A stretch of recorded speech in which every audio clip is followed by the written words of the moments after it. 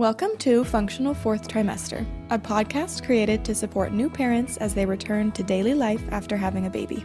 Each episode will talk through common postpartum challenges, share practical education and strategies, and hear from real parents and healthcare professionals along the way. Whether you're listening during a feeding, a walk, or a quiet moment, this space is for you. I'm Lauren. And I'm Melissa, and we're excited to jump right into today's topic.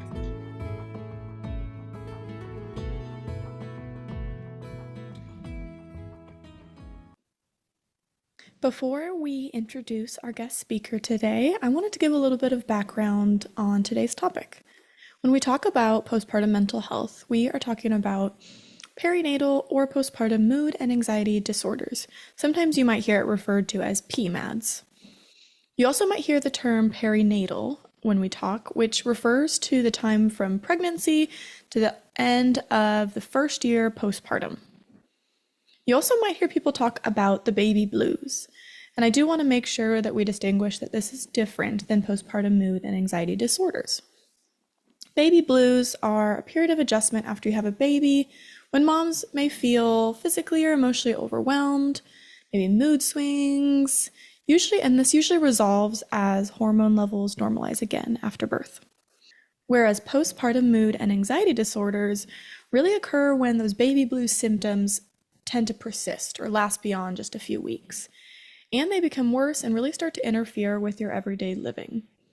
And this is going to interfere with your ability to care for baby and yourself. There are a variety of different types of postpartum mood and anxiety disorders, such as depression, anxiety, panic disorder, OCD, PTSD, and postpartum psychosis. An early identification and being able to recognize the symptoms is so important for getting proper treatment. Welcome to the second episode of our podcast, Functional Fourth Trimester. Today we are going to be talking about postpartum mental health.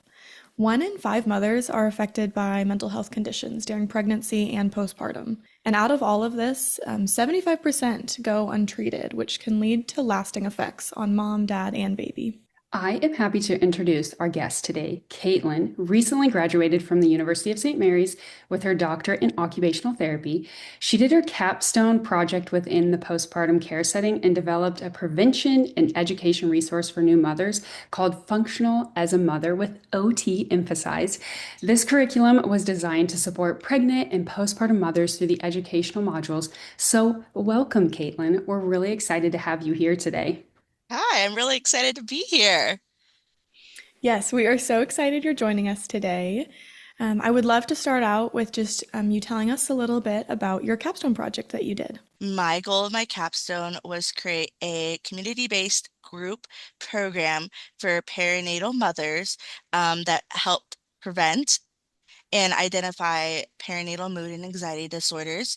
In this program, I used a cognitive behavioral frame of reference, and I also used Jane Honigman's 7 Steps to Wellness.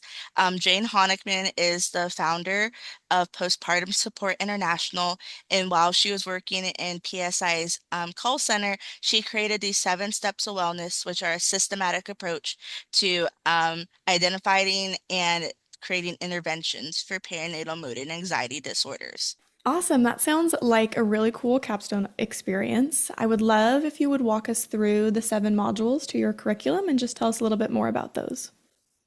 Okay, so the project is designed to be taught in a community-based setting in a group format by an occupational therapist over at least 7 weeks. Each module will be about like a 1 to 2 hour session, and the OT will cover 1 module at a time. 4 modules utilize Jane Honigman's 9 Steps to Wellness to promote a mother's optimal occupational functioning, and each of those modules incorporate a mindfulness technique throughout.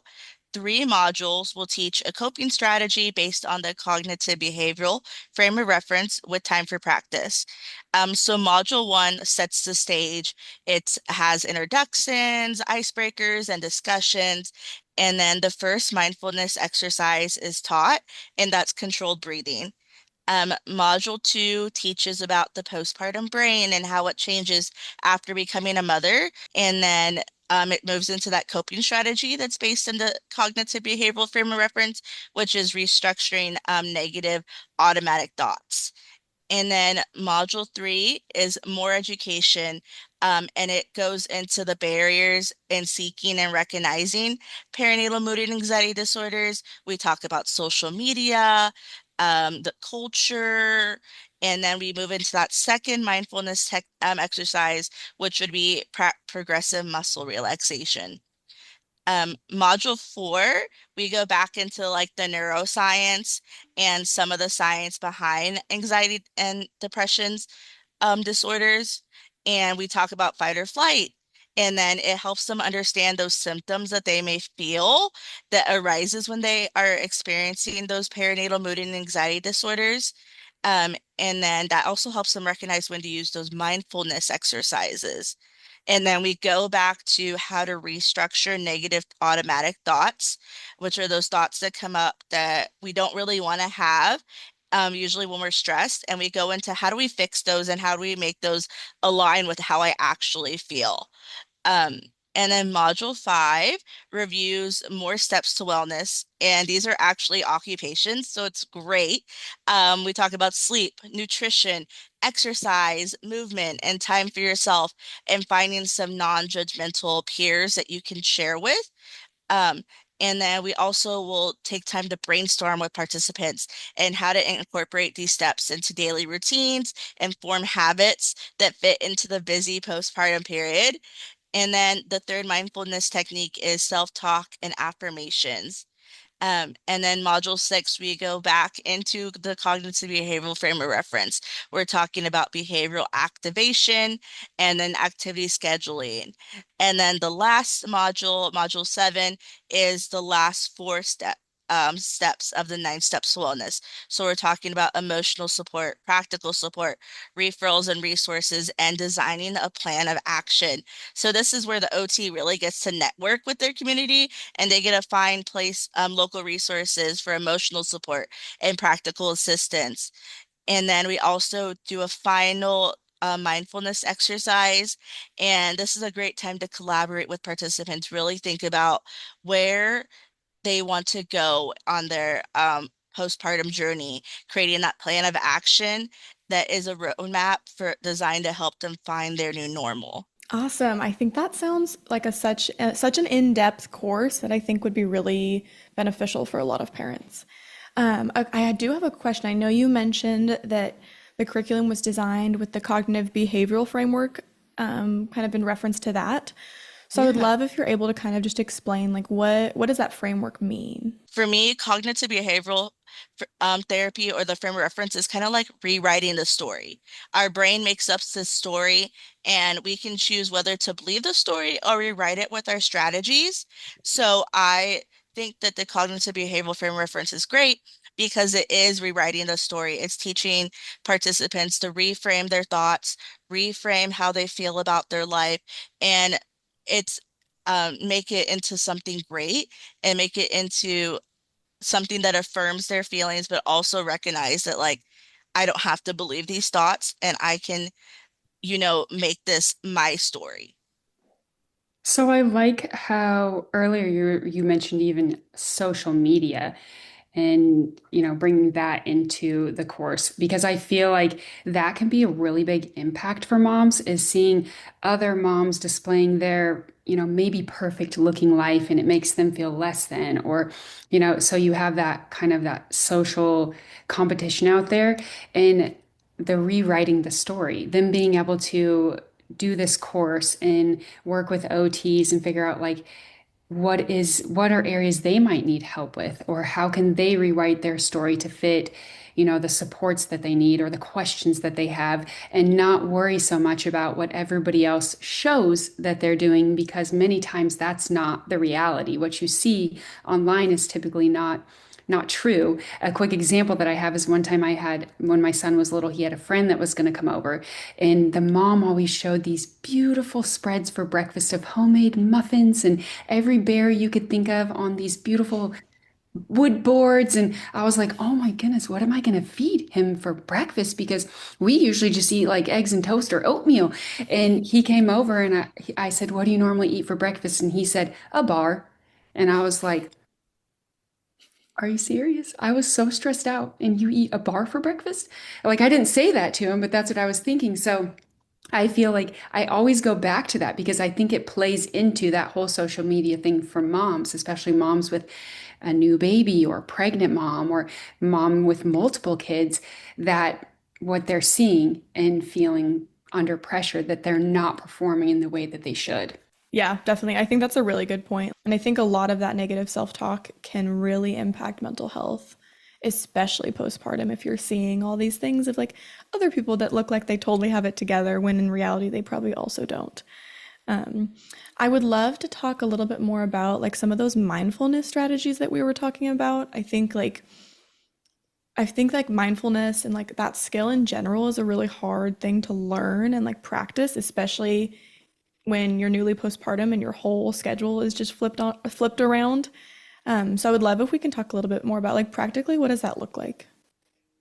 Yeah, so mindfulness is just being in connection with your body, being present in the moment, and really taking it all in.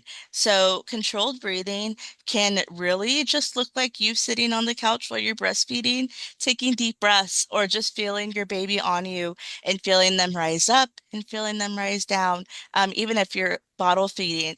And I think that's great because that's something that you can do while you're driving, something that you can do while you're showering, something you can do while you're cooking. It takes your body out of fight or flight. It reminds your body that you're not being chased by a bear. You're just being a mom in that moment. So I love that strategy. The other one is progressive muscle relaxation. One of those other things you can do while you're sitting with the baby, holding them, when you're taking a shower, when you're brushing your teeth. And one of the easiest ways I find is just clenching my fist and letting go. Clenching my fist and letting go. You can go from from the feet all the way up to the top, but if you need to, you can pick one body part, one muscle group, and focus on it, and we can progressively relax it. It releases some of that stress, and it really helps those good feel good hormones flow. Um, and then we have self-talk and affirmations. One of those things that's super easy to incorporate, just making up scripts for yourself. I'm a good mom. I'm doing my best. My baby has the best mom in the world. And those are super easy to make up. And affirmations too, they go hand in hand, right? So once again, saying those same things to yourself, you can make little cards and have them on your bathroom. I like to write in my mirror sometimes with a dry erase marker an affirmation for the day. So these are really simple routines that we can establish for our moms to do while they're doing those things that they need to do. And then that's also helping them with their mental health. So, do you have specific breathing techniques that you think are helpful? I know there's a variety of different ones, and somebody introduced me to box breathing a few years ago, where you breathe in for four, hold for four, breathe out for four, hold for four. And for me, mentally, when I'm feeling overwhelmed, that one stops me the most because I have to think about like one, two, three, four, and pause. So it completely pulls me away from whatever it was I was thinking about because I'm now thinking about counting and breathing.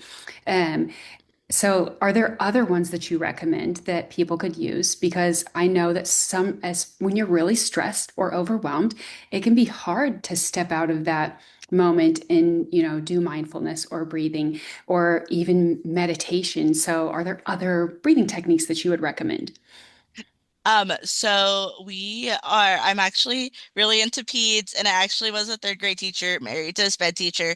So we have all the little treasure box of different breathing techniques. The other one that we have is that you can follow your hand.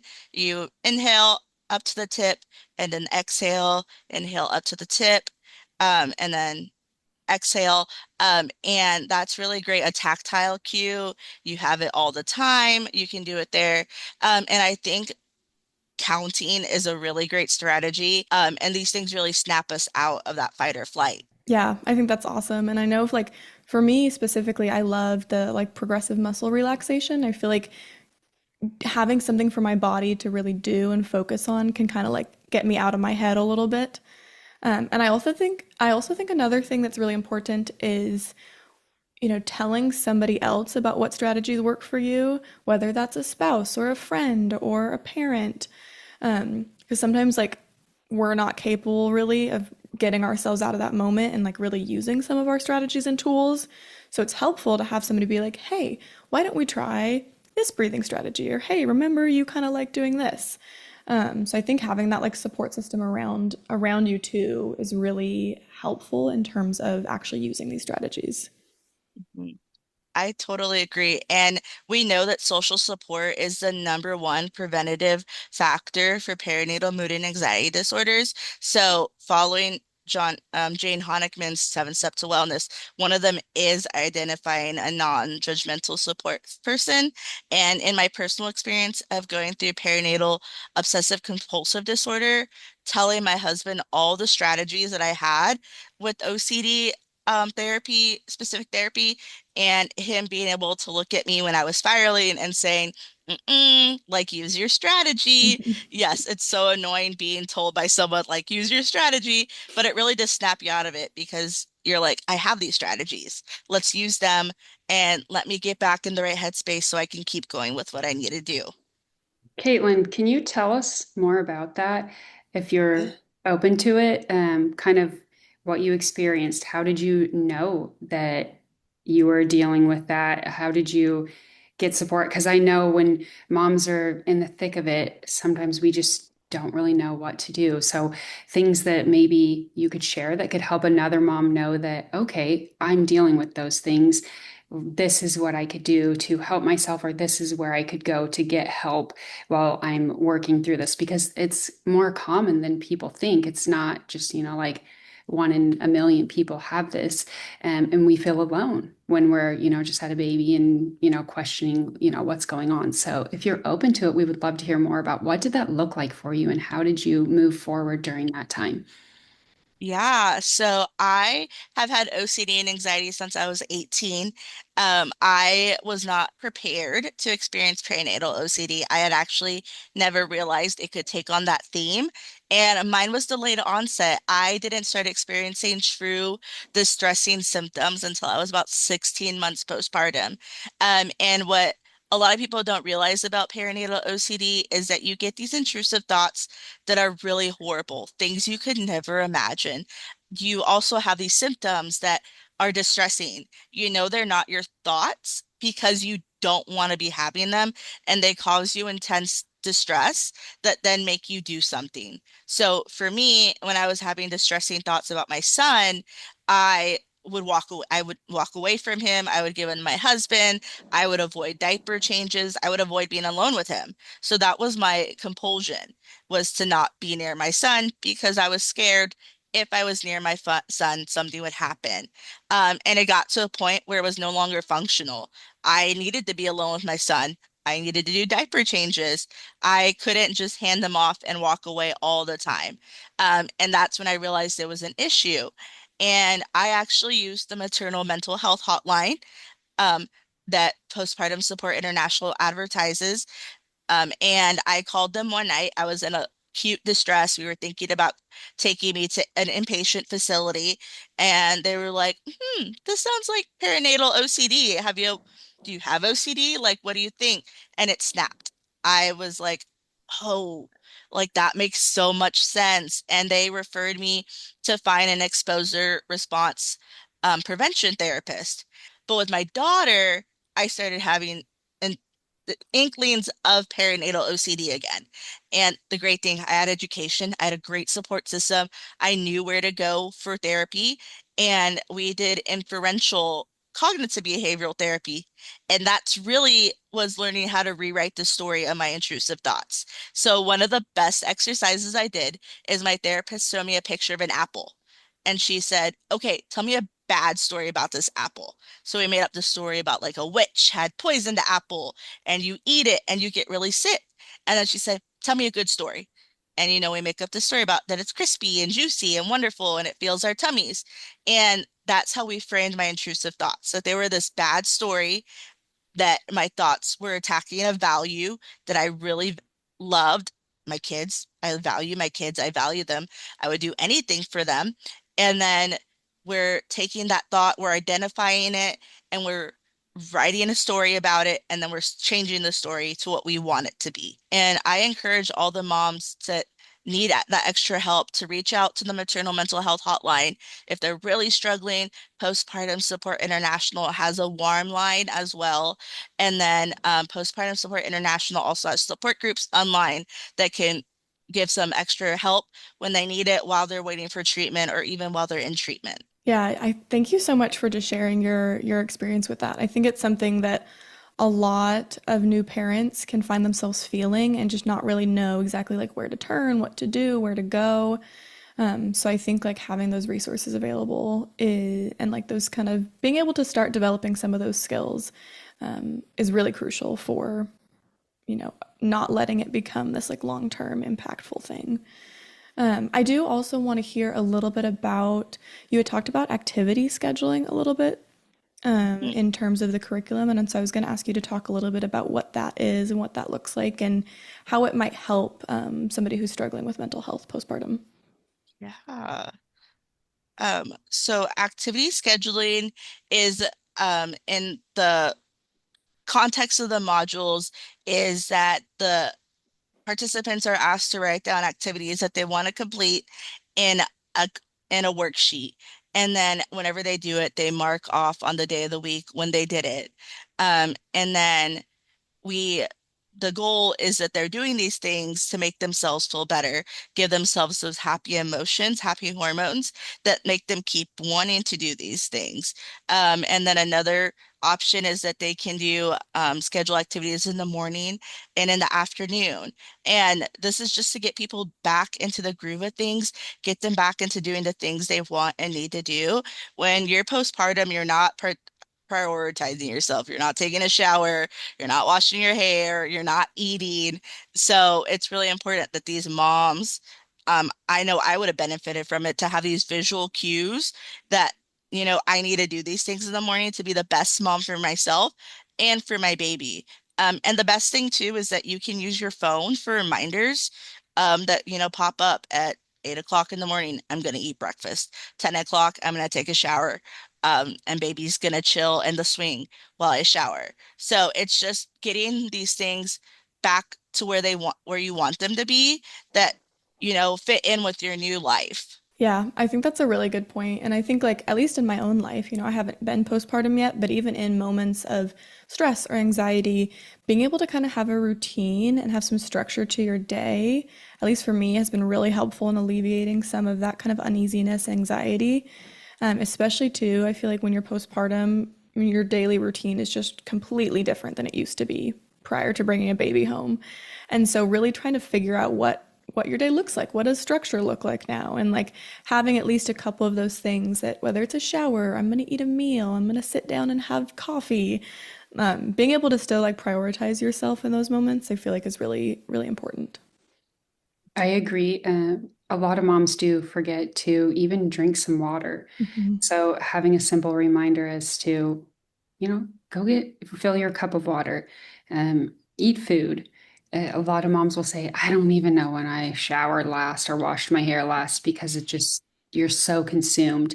I can't even tell you how many homes that I've walked into support moms that I had to be like, hey, when's the last time you drank water? Or what have you eaten today? Because those little things, even eating and drinking, really can support you physically and mentally.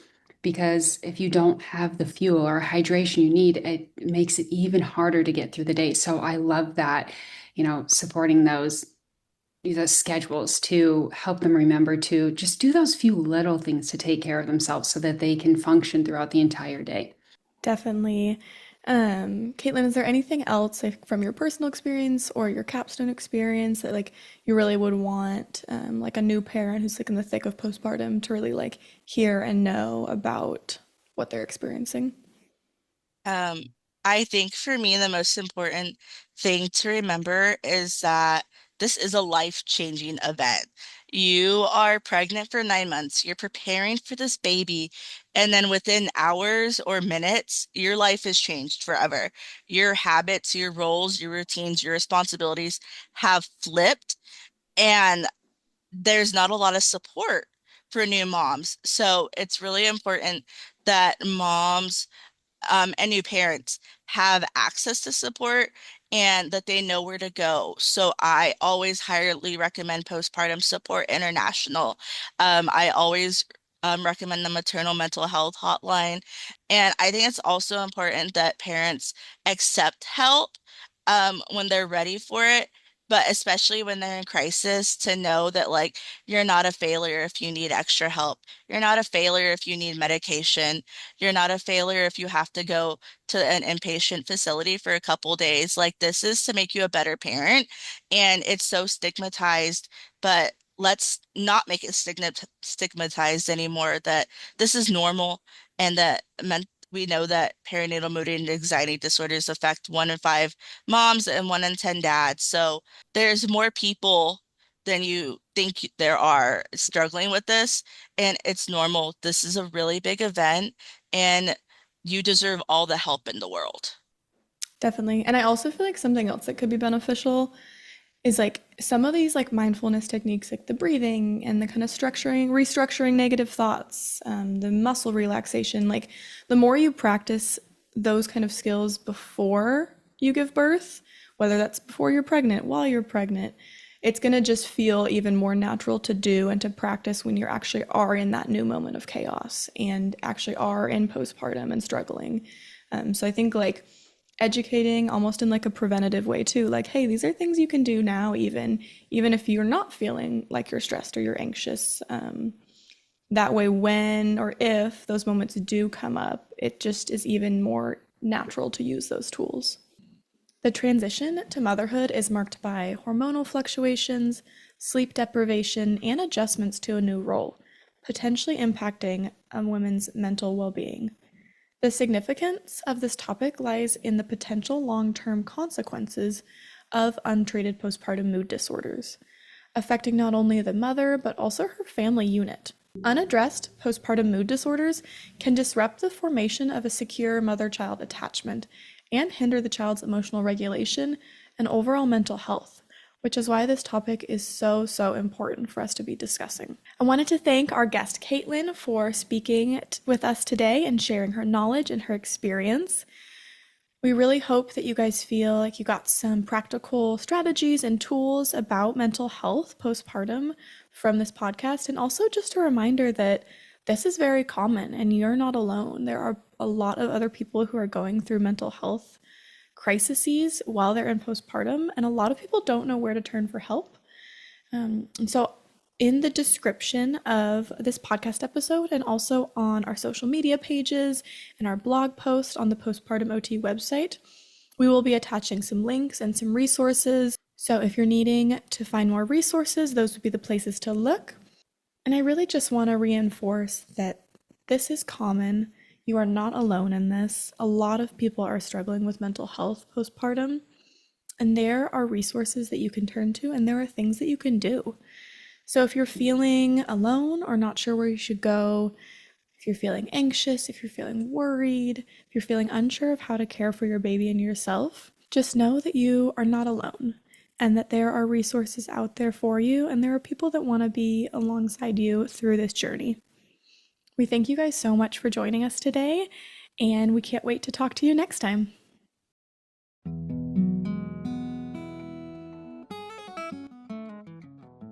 I hope today's conversation gave you something practical to take into your day, or simply remind you that what you're experiencing is normal. Returning to daily life after birth is a process, and support matters. However your day continues from here, be gentle with yourself. You're doing important work. Thanks for listening. We'll meet you back here next time.